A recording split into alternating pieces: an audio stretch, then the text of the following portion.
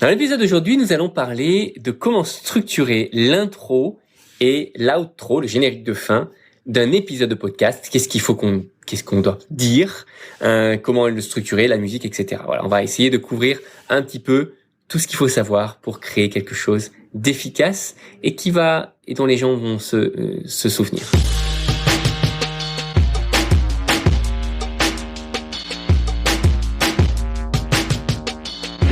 Marketing Automation Ninja.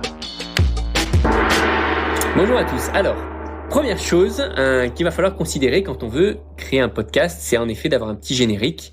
Même si on peut publier des épisodes sans générique, rapidement, c'est quelque chose qui va manquer.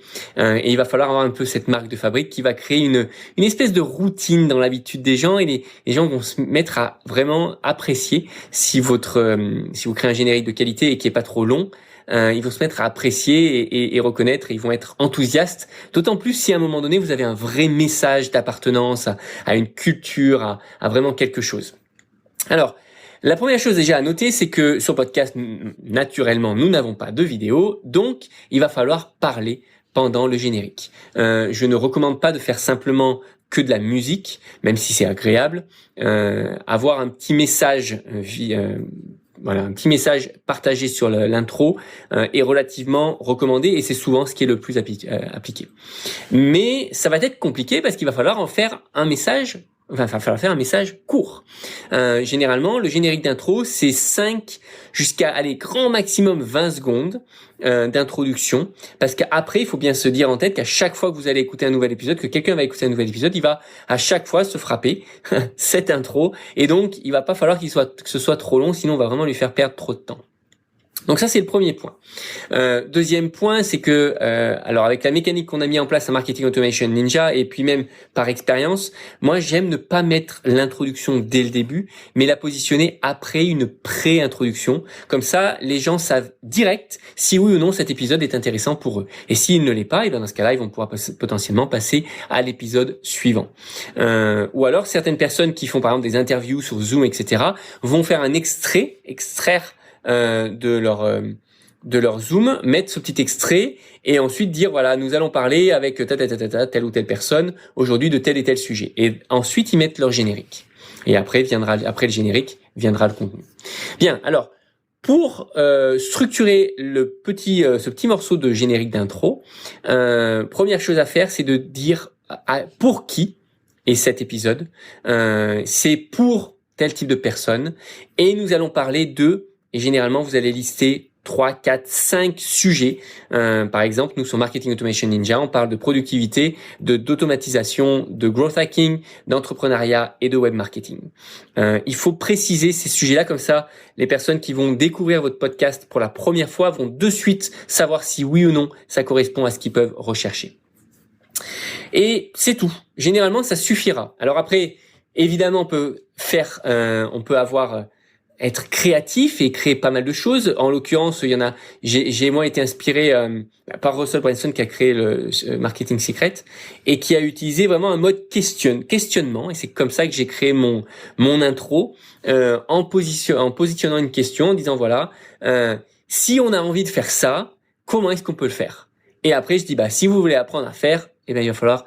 Et c'est pour ça que vous pouvez simplement écouter le podcast. Moi, je pense que si vous avez écouté mon podcast, soit avec cet épisode-là, ou si vous êtes sur YouTube, allez visiter le Marketing Automation Ninja francophone podcast, et vous allez pouvoir écouter réellement l'introduction que j'ai pu faire. Passons maintenant à l'outro, le générique de fin. Alors celui-ci va être plus long. Il y a pas vraiment d'ailleurs de règles, hein. Enfin, on peut bien faire ce qu'on veut. Moi, je dirais qu'en moyenne, il fait 30 à 40 secondes à peu près. Il peut faire un peu plus. La première chose à faire, c'est déjà remercier les utilisateurs pour écouter, prendre le temps de passer du temps avec vous et d'écouter votre épisode, et leur demander si c'est possible qu'ils aillent faire un commentaire sur iTunes ou sur Google Play, parce que c'est de cette manière-là qu'un épisode de podcast peut être connu. C'est grâce aux commentaires que l'on va remonter la réputation d'un podcast et qui va pouvoir ensuite être de plus en plus écouté. Ensuite, Demandez-leur de partager évidemment cet épisode si jamais il a été utile, ou même le podcast s'il est utile et qu'ils l'aiment, et bien qu'ils le partagent avec des personnes dont le profil correspond à ce que ça peut leur apporter.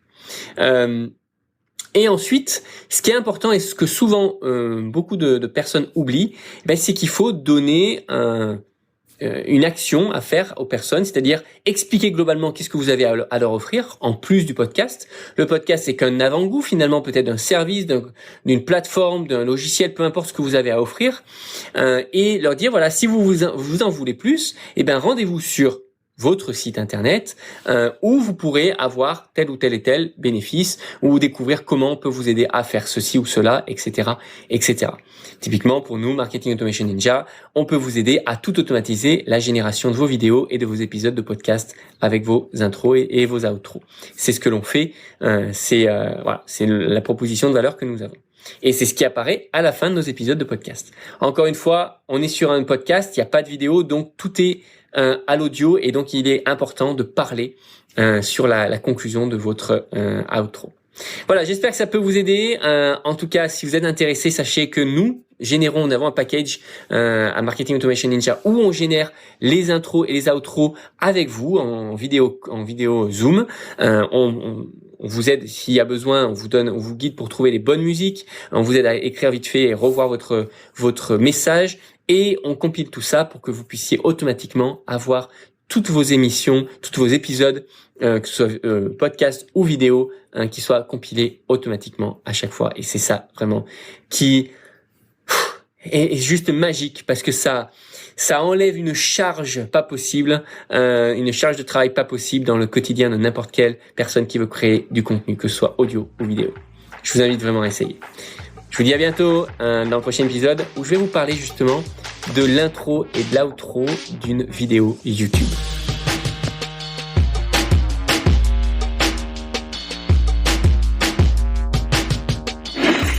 Marketing Automation Ninja.